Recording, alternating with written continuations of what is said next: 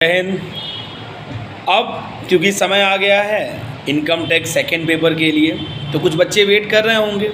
वैसे first paper का अच्छा खासा कंटेंट मैच किया है, तो उम्मीद करेंगे, क्योंकि देखो कोशिश ही किया जा सकता है, आप इसको रिवाइज कर लो। जो बच्चे पूरा पढ़े हैं वो अच्छी बात है, वो पूरा कंप्लीट करें, बस इसको थोड़ा सा रिवाइज कर लें। तो हम थोड़ा सा बना रहे थे, क्योंकि हम बोर्ड पे नहीं हो पा रहा है, क्योंकि अभी थोड़ा सा सिस्टम में उतना बेहतर नहीं हुआ है, उसको प्लानिंग की जा रही है। तो हम फटाफट ऐसे ही बड़े आराम से आपको हम बता दे रहे हैं, आप वो कंटेंट एक बार सुन लेना। आराम से आप सुन के जाओगे, उसका एहसास आपको हुआ होगा कि अगर आप सुन के गए होगे तो आपको वहाँ पे आंसर याद आ रहा होगा। तो हम बड़े आराम से इत्मीनान से बोलेंगे। हो सकता है थोड़ी लंबी वीडियो हो जाए, लेकिन आप आराम से 2x करके, वैसे हमको पता चला है कि बच्चे 2x करके वीडियो सुन रहे हैं, तो कोई बात नहीं, अच्छी बात है। वैसे हम भी वही कर रहे थे, अपना ही वीडियो 2x करके सुन रहे थे, काफ़ी बोरिंग हो गया था। चलिए कैपिटल गेन की बात करते हैं। हेड्स ऑफ इनकम से क्वेश्चन आ चुका है, तो कैपिटल गेन से क्या क्वेश्चन आएगा। इसका जो सेक्शन है, तो कैपिटल गेन का जो सेक्शन है वो 45 to 55 है। तो हो सकता है कि ये पूछते 45 to 55 कैपिटल गेन का सेक्शन। अब क्या हो सकता है, कैपिटल गेन का एक इक्वेशन होता है, capital asset plus transfer is equal to capital gain. Capital asset plus transfer is equal to capital gain. मतलब जरूरी है कैपिटल एसेट होना। अगर कैपिटल एसेट ट्रांसफ़र हो रहा है तो जो उससे आउटकम आया, मतलब जो गेन आया, उस पर कैपिटल गेन टैक्स लगेगा। तो इसमें दो बातें हैं, कैपिटल एसेट क्या हो सकता है, तो लेंदी नहीं जाएंगे, हम बता दे रहे हैं। कैपिटल एसेट हर वो कैपिटल एसेट है, चाहे वो मूवेबल हो, इमूवेबल हो, टेंजिबल हो, इनटेंजिबल हो। अब अवॉइड करना ये बैकग्राउंड जो नॉइज़ आ रहा है, क्योंकि हम असुरन वाले ब्रांच में हैं, तो इसलिए थोड़ा सा, और क्योंकि नहीं बनाएंगे तो आप पढ़ भी नहीं पाओगे, क्योंकि आप लोग इस समय शाम का समय है तो पढ़ लोगे, नहीं तो सुबह फिर संडे को आप व्यस्त हो जाओगे। पढ़ाई छोड़ के बहुत सारे नालायकों आप लोगों के पास काम है, नालायक। चलिए, तो पॉइंट ये है कि हम लोग बात कर रहे हैं, तो कैपिटल एसेट की अगर हम बात करें तो कह रहा है कि sir capital asset movable, immovable, tangible, intangible, ये सारे कैपिटल एसेट होते हैं। लेकिन क्या नहीं होता, जिससे MCQ आएगा, तो एक्सेप्शन ऑफ कैपिटल एसेट। तो एक्सेप्शन में सबसे पहला नोट कर लीजिएगा, stock in trade, stock in trade. दूसरा पर्सनल इफेक्ट, पर्सनल गुड्स, जो भी हमारे पर्सनल गुड्स होते हैं वो कैपिटल एसेट के डेफिनेशन में नहीं आते हैं। लेकिन पर्सनल इफेक्ट की कुछ चीज़ें कैपिटल एसेट में आती हैं, जैसे archaeological collections, painting, drawing, sculptures, poster, मतलब जो भी वैल्यूएबल चीज़ें हैं पर्सनल में, वो आपके कैपिटल एसेट में आएगा। ये तो नॉर्मल पर्सनल जो एसेट है हमारा, वो कैपिटल एसेट के डेफिनेशन से बाहर है। लेकिन ये जो हमने बताया, archaeological collection, painting, drawing, sculptures, ये सब पर्सनल इफेक्ट होने के बाद भी कैपिटल एसेट होते हैं। ये क्लियर हो गया। दूसरा जो भी हम बता रहे थे कि कैपिटल एसेट क्या क्या नहीं होता, तो नहीं होने में स्टॉक इन ट्रेड, दूसरा आपका हो गया अभी हमने बताया पर्सनल इफेक्ट, तीसरा होता है बाबू एग्रीकल्चरल इनकम। एग्रीकल्चरल इनकम क्या, agricultural land, sorry agricultural land, फिर गोल्ड बॉन्ड, और एक और था आपका यहाँ पे गोल्ड बॉन्ड, एक हो गया आपका। हाँ, बस ये चार चीज़ें आपकी हो गई जो कैपिटल एसेट के एक्सेप्शन में आता है। एक और चीज़ में क्वेश्चन आ सकता है बाबू, काइंड्स ऑफ कैपिटल एसेट। तो कैपिटल एसेट दो प्रकार से हो गया, शॉर्ट टर्म और लॉन्ग टर्म, जिसको हम कहते हैं, जिस शॉर्ट टर्म का मतलब नॉर्मली हम लोग जो पढ़ के आए हैं वो 12 मंथ और 12 मंथ्स के बाहर। तो ये कैपिटल एसेट डिफाइन कैसे होता है, जिस दिन एक्वायर हुआ उससे लेके जिस दिन वो ट्रांसफ़र हुआ, उसके बीच के पीरियड को हम लोग होल्डिंग पीरियड कहते हैं। तो अब यहाँ पे है कि शॉर्ट टर्म कैपिटल एसेट कब होगा और लॉन्ग टर्म कब होगा। सर क्यों जानना जरूरी है, क्योंकि शॉर्ट टर्म कैपिटल एसेट पे शॉर्ट टर्म कैपिटल गेन होगा और लॉन्ग टर्म कैपिटल एसेट पे लॉन्ग टर्म कैपिटल गेन होगा, जिसको हम STCG और LTCG शॉर्ट में कहते हैं।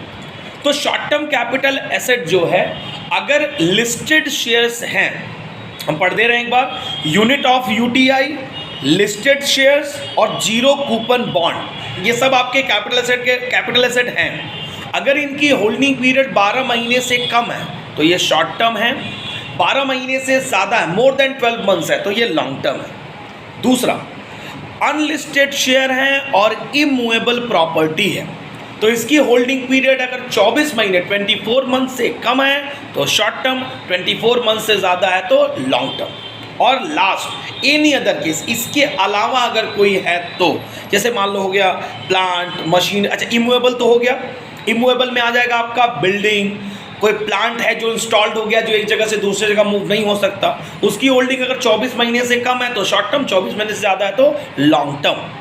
और एनी अदर एसेट में आ जाएगा अब जो भी आपको फर्नीचर्स वगैरह, जो भी फर्नीचर्स प्लांट मशीनरी मूवेबल वो सारी चीज़ें, उसकी होल्डिंग अगर 36 मंथ है तो वो शॉर्ट टर्म माना जाएगा होल्डिंग पीरियड, और मोर देन 36 मंथ है तो लॉन्ग टर्म हो जाएगा। तो ये आपका एक पैटर्न हो गया शॉर्ट टर्म लॉन्ग टर्म, जिससे क्वेश्चंस अराइज होने एकदम तय है। फिर ट्रांसफर क्या होता है, क्वेश्चन पूछ सकता है कि ट्रांसफर क्या होता है। हमने बताया ना capital asset plus transfer is equal to capital gain.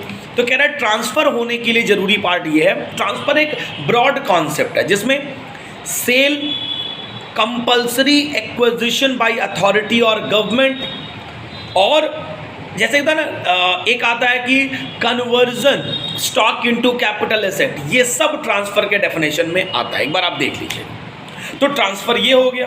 फिर हम लोग एक चीज़ और यहाँ पे देखना है, कंप्यूटेशन ऑफ कैपिटल गेन। तो शॉर्ट टर्म का अलग, लॉन्ग टर्म का अलग। शॉर्ट टर्म का क्या होगा, तो सिंपल सी बात है, फुल कंसीडरेशन, किसी भी एसेट को बेचने के बाद मिला कितना, फुल कंसीडरेशन लेस कर देंगे सेलिंग एक्सपेंस। अब सेलिंग एक्सपेंस क्या होता है वो समझिए, कोई भी पेपर वर्क करना हो गया या कोई भी रजिस्टर्ड कमीशन देना, रजिस्टर्ड, अनरजिस्टर्ड कमीशन दलाली की यहाँ बात नहीं हो रही है, रजिस्टर्ड की बात हो रही है। और ये भी नहीं कि कोई बेचा गया तो किसी को मिठाई उठाई खिलाया गया, पार्टी दिया गया, आजकल तो होता है ना। एक हमको याद आ रहा है, एक छोटी सी कहानी बताते हैं, वैसे वीडियो लंबा नहीं जाएगा, 30 सेकंड में हो जाएगा। एक बच्चे ने कैलकुलेटर लिया था, सीए का स्टूडेंट था, 400 रुपये का कैलकुलेटर लिया था, और बैच में बच्चों ने पार्टी कहा कि हम भी साथ उनका दे दिए, उसको 600 की पार्टी देनी पड़ गई। मतलब 400 का कैलकुलेटर, 600 की पार्टी। अब हमसे पूछ रहा है कि सर ये 600, अब ये कैपिटल हम एक्सपेंडिचर माने कि रेवेन्यू, हम क्या भाई कैपिटल मान, क्योंकि अब कैलकुलेटर का दाम किसी को बताना, कहना ये स्पेशल है, ये 1000 का है, ऐसे गलत है, वो रेवेन्यू में ही आएगा। पॉइंट, अच्छा जब उसको इग्नोर करिए आप, पॉइंट यहाँ पे आइए। तो पॉइंट ये था कि हम लोग जो डिस्कस कर रहे थे, अब आपसे हम पूछ भी नहीं सकते क्या डिस्कस कर रहे थे, वैसे बच्चों को पूछ ही देते हैं कि हम लोग डिस्कस क्या कर रहे थे। चलो यहाँ देखो, शायद हम यहाँ पे थे, शायद हमको याद नहीं, हाँ याद आ गया। हमने कहा फुल कंसीडरेशन और उसमें लेस होगा सेलिंग एक्सपेंस, तो हमने बता दिया जो भी कमीशन, जो भी चीज़ें हम लोग करते हैं वो जो भी रजिस्टर्ड कमीशन होगा, पेपर वर्क होगा, तो वो लेस हो जाएगा। उस लेस होने के बाद जो आएगा उसे हम कहते हैं नेट कंसीडरेशन। अब उस नेट कंसीडरेशन में क्या, दो चीज़ें माइनस होती हैं, कॉस्ट ऑफ एक्विजिशन और कॉस्ट ऑफ इम्प्रूवमेंट। एक बस एग्जाम्पल हम बता दे रहे हैं कि अगर ये ग्लास बेची गई है मान लो 100 रुपये में, तो 100 रुपये में बेची गई है तो गेन कितना होगा, तो भाई पहले माइनस होगा नहीं, खरीदा कितने में गया था, मान लो पता चला ये 60 रुपये में खरीदा गया था, तब तो 40 रुपये कैपिटल गेन हुआ, तो उसी की बात होगी। वैसे जो एसेट्स होते हैं उसमें इंप्रूवमेंट का भी खर्चा होता है, कॉस्ट ऑफ इंप्रूवमेंट जिसको कहते हैं, और एक कहते हैं कॉस्ट ऑफ एक्विजिशन। अब डिटेल नहीं जाएंगे क्योंकि टाइम नहीं है, अब बस इतना सुन लो कि फुल कंसिडरेशन लेस होगा नेट एक्सपेंस या नेट सेलिंग एक्सपेंस, तो उसको डैश करके जब आएगा तो आ जाएगा आपका नेट कंसीडरेशन। आप साथ में लिखते भी चलना तो आसानी से समझ में आ जाएगा। आपके पास जो बुक होगी, जो जिस भी राइटर की होगी, ये सारी बातें लिखी हैं, बस एक बार मेरा सुनने के बाद आप बुक उठाओगे तो लगभग आपको क्लियर हो जाएगा, आपको लगेगा कि हाँ आसान हो गया। चलिए दूसरी चीज़, अब उसमें क्या लेस कर देंगे हम लोग, तो कह देंगे कॉस्ट ऑफ एक्विजिशन और फिर हम लेस कर देंगे कॉस्ट ऑफ इम्प्रूवमेंट। तो जो आएगा वो आएगा, अगर ये शॉर्ट टर्म कैपिटल एसेट है तो नॉर्मल लेस होगा कॉस्ट ऑफ एक्विजिशन और कॉस्ट ऑफ इम्प्रूवमेंट, लेकिन अगर ये लॉन्ग टर्म एसेट है तो उसमें हम करते हैं इंडेक्स, जो लेस करते हैं उसमें करते हैं इंडेक्स्ड कॉस्ट ऑफ एक्विजिशन और इंडेक्स कॉस्ट ऑफ इम्प्रूवमेंट। ठीक है सर, ये इंडेक्सेशन क्या होता है, बस इतना समझ लो कि कोई पुरानी वैल्यू को आज की वैल्यू बनाना। जैसे गार्जियन कहते थे ना कि हमारे ज़माने में ये 10 रुपए का मिलता था, आज भी वो 10 का ही मिल रहा है, बस वो 10 की वैल्यू आज 100 हो गई है।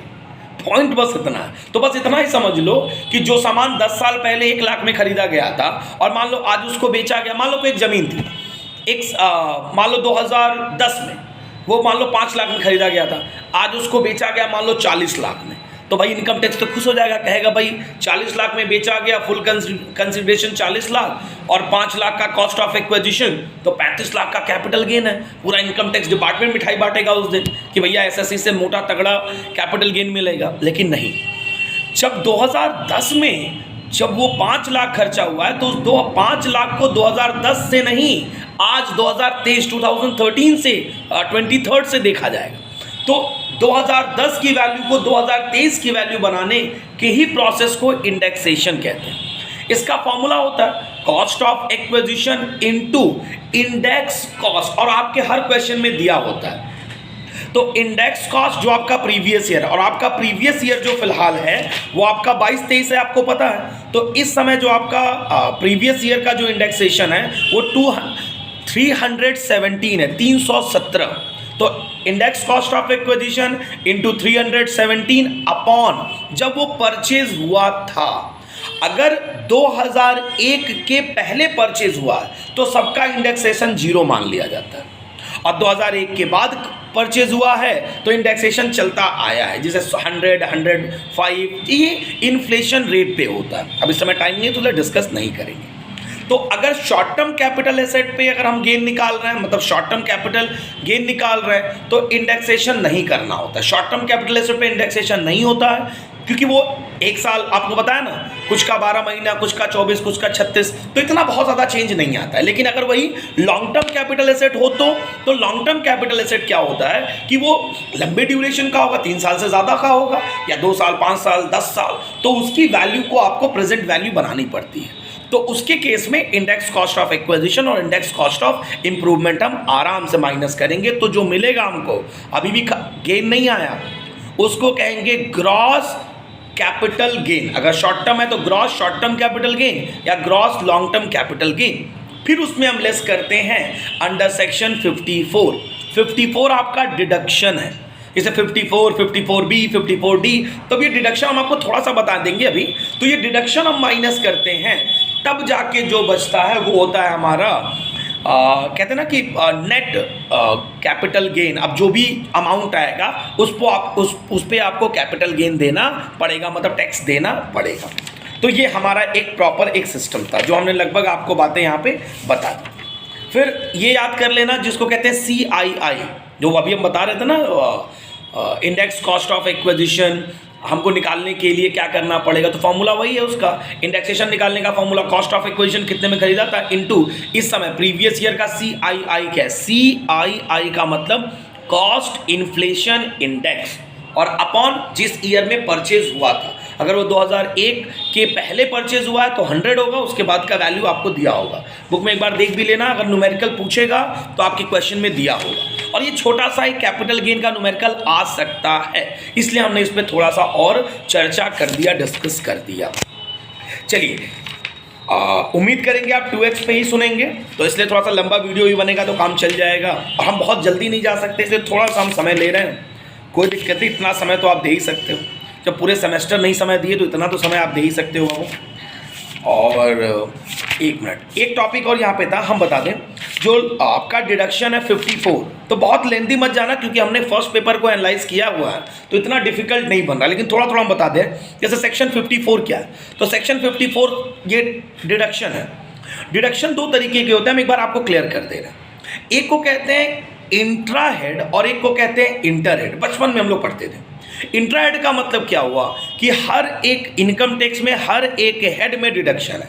जैसे सैलरी का 16, हाउस प्रॉपर्टी का 24, PGBP का हम लोग 33 से लेके ऐसे डिडक्शन देखते हैं, कैपिटल गेन का 54 है। तो ये सब इंट्रा हेड डिडक्शन कि पहले उसमें ही डिडक्शन मिल जाएगा, उसके बाद जब हम ऐड करते हैं कि मान लो taxable income from salary, taxable income from house property, capital gain, ये सब ऐड करते हैं, तब उसके बाद भी हमको एक डिडक्शन मिलता है जो होता है आपका डिडक्शन अंडर चैप्टर 6A, जिसको हम कहते हैं 18C से लेके 80U तक, उसको कहते हैं इंटर डिडक्शन। वो सब ऐड करने के बाद एक डिडक्शन हमको एक्स्ट्रा मिलता है, तो वो थोड़ा सा हम क्लियर कर दें। तो यहाँ पे है आपका 54।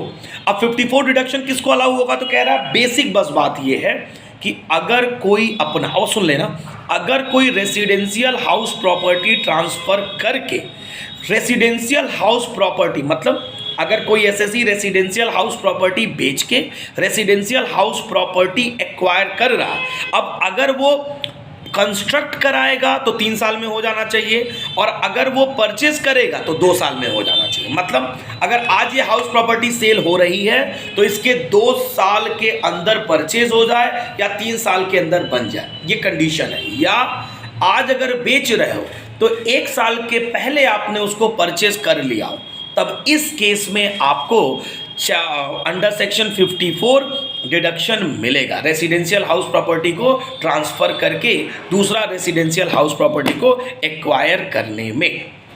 चलिए दूसरा फटाफट हम बता दे रहे हैं। वैसे एक और चीज़ बता दें, जो amount capital gain account scheme 1988 में डिपॉजिट होगी उसका एग्जम्पशन मिल जाएगा। अब डिटेल नहीं जाएंगे, बस इतना याद कर लो कि कैपिटल गेन अकाउंट स्कीम 1988 में जो भी अमाउंट जमा होगा, मतलब ये जो पैसा आता है ट्रांसफ़र करने के बाद, अगर हम जमा कर रहे हैं, हमको डिडक्शन चाहिए, तो उसके लिए अगर आप जमा करोगे, इन्वेस्ट करोगे, तो आगे उसका डिडक्शन मिलेगा। एक बार पढ़, बस सुनने रहो, उससे काम हो जाएगा आपका। सेक्शन 54B क्या है? अब ये एक जो सेक्शन था वो ये था कि अगर आप अर्बन एग्रीकल्चरल लैंड ट्रांसफ़र कर रहे हो और उसके बदले आप क्या कर रहे हो, अब यहाँ पे हम बता दे रहे हैं कि हाँ, एग्रीकल्चरल लैंड अगर आप ट्रांसफ़र कर रहे हो तो उसके केस में भी सेम है कि आप वो एग्रीकल्चरल लैंड पहले 2 साल तक यूज़ करते रहे हो। तो आप इसको डिटेल में मत जाओ, आप बस इतना याद कर लो कि 54B किसके लिए है? अर्बन एग्रीकल्चरल लैंड के लिए, बाकी चीज़ आपसे नहीं पूछेगा। 54D इन एक्विजिशन, कंपल्सरी एक्विजिशन अगर हो गया है इंडस्ट्रियल लैंड एंड बिल्डिंग के लिए, बस हेडिंग याद करो, इंडस्ट्रियल लैंड एंड बिल्डिंग के लिए 54D बस, और बाकी इसमें कुछ बहुत खास नहीं है इस चैप्टर में। और हाँ ठीक है,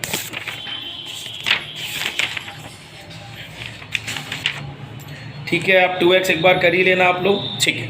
तो ये चैप्टर आपका कैपिटल गेन आपका यहाँ पे तैयार हो गया। बाकी हम अगले वीडियो में बनाएंगे, तब तक आप इसको देख लीजिए। धन्यवाद।